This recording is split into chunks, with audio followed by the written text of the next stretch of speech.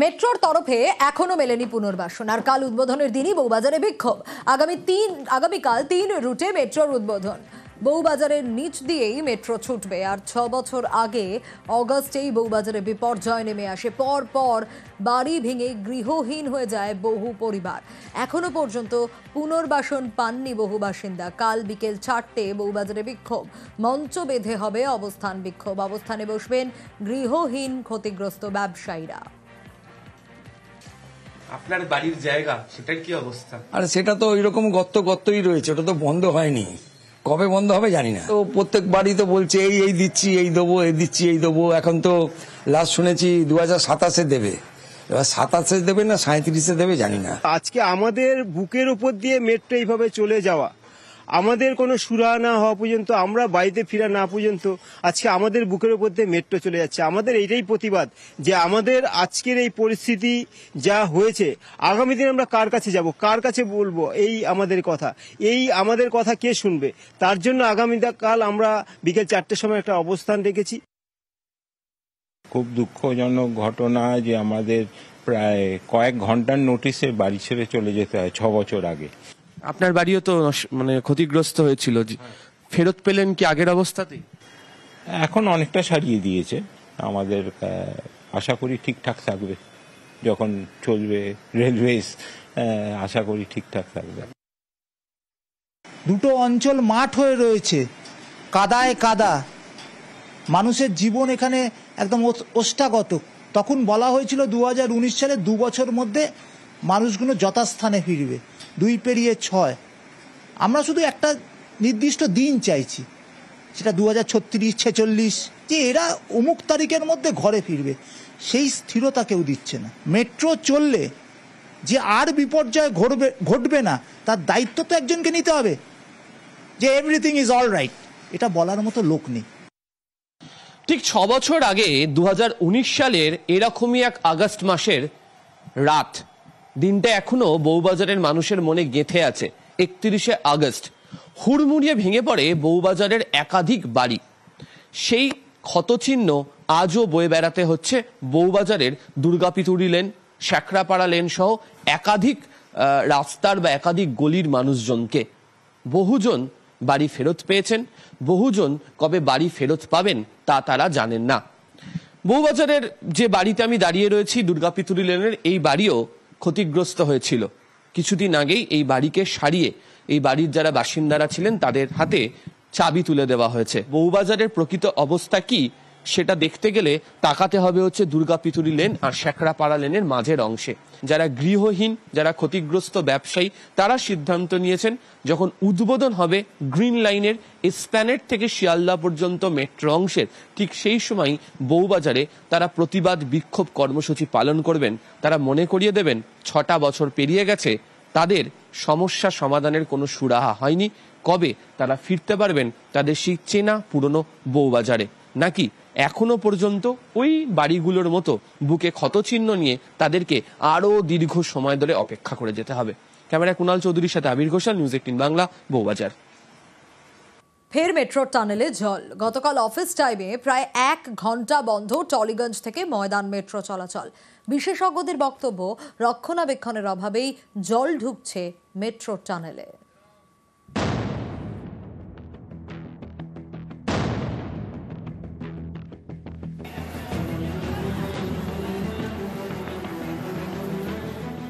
মাস দুয়েকের ব্যবধান, ফের মেট্রোর টানেলে জল। বুধবার সকালে নেতাজি ভবন থেকে কালীঘাটের মধ্যে মেট্রো টানেলে জল ঢোকে, যার জেরে টালিগঞ্জ থেকে ময়দান মেট্রো চলাচল বন্ধ করে দিতে হয়। প্রায় 1 ঘন্টা বন্ধ থাকে মেট্রো পরিষেবা। অফিস টাইমে মেট্রো বন্ধে চরম হয়রানির মুখে পড়তে হয় নিত্যযাত্রীদের। এই প্রথম নয়, এর আগে 30শে জুন জল ঢুকেছিল মেট্রোর টানেলে। সেন্ট্রাল এবং চাঁদনি চকের মাঝে টানেলে সে যেন জলপ্রপাত।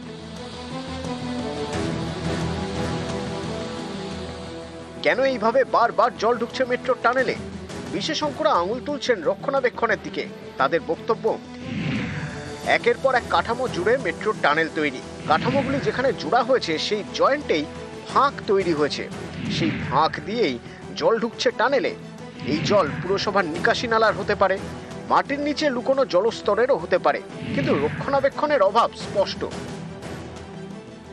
এই এন্টায়ার কনক্রিটের যে টানেলটা তৈরি হয় তার জায়গায় জায়গায় বেশ কিছু জায়গায় জয়েন্টস থাকে, এবং এই জয়েন্টসগুলো কোনো না কোনো সময় সেগুলো হচ্ছে প্রপারলি সিল করা না থাকলে সেগুলো সম্ভাব্য জল ঢোকার জায়গা হয়ে যায়। কার্যত এই টানেলটা সারা বছরই জলের তলাতেই থাকছে, কিন্তু বর্ষার সময় জয়েন্টস গুলো যদি উইক হয় সেই উইক জয়েন্টস গুলোর মধ্যে দিয়ে জল সিপ করে ঢোকার প্রবণতা আরো বাড়ে। রেগুলার আন্ডারগ্রাউন্ড টানেলের যে জয়েন্টস রয়েছে সেই জয়েন্টস গুলোর মনিটরিং, তার যে আন্ডারগ্রাউন্ড যে আরসিসি স্ট্রাকচার রয়েছে তার মনিটরিং, কারণ এগুলো করোডেড হতে পারে, রেগুলার হেলথ মনিটরিং বা এটার যে মেইনটেনেন্স বলে, সুপারভিশন বলে, সেটার দরকার। সম্প্রতি কেন্দ্রীয় সরকারি সংস্থা রাইটস একটি সমীক্ষা রিপোর্ট পেশ করে। সেই রিপোর্টে মেট্রো টানেলের দুরবস্থার বিষয়টি উল্লেখ করা হয়। এরপরই মেট্রো রেল সিদ্ধান্ত নেয় 9 মাসের মধ্যে টানেল এবং স্টেশনগুলির সংস্কারের কাজ শেষ করা হবে। মেট্রো রেল হলো কলকাতার লাইফ লাইন, সেই লাইফ লাইনের রক্ষণাবেক্ষণে এমন গাফিলতি কেন, প্রশ্ন তুলছেন যাত্রীরা। আবির ঘোষাল, নিউজ 18 বাংলা। ফের বঙ্গ সফরে প্রধানমন্ত্রী, কাল রাজ্যে আসছেন নরেন্দ্র মোদী। 3 মেট্রো রুটের উদ্বোধন করবেন, এছাড়াও তার একাধিক কর্মসূচি রয়েছে। কি কি কর্মসূচি রয়েছে আরো বিস্তারিত জানবো। সুস্মিতা রয়েছে আমার সঙ্গে। সুস্মিতা, 3 মেট্রো রুটের উদ্বোধন যেরকম প্রধানমন্ত্রী করবেন, তারই পাশাপাশি তার একাধিক কর্মসূচি রয়েছে, কি কি? আগামীকাল প্রধানমন্ত্রী নরেন্দ্র মোদী তিনি বঙ্গ সফরে আসছেন।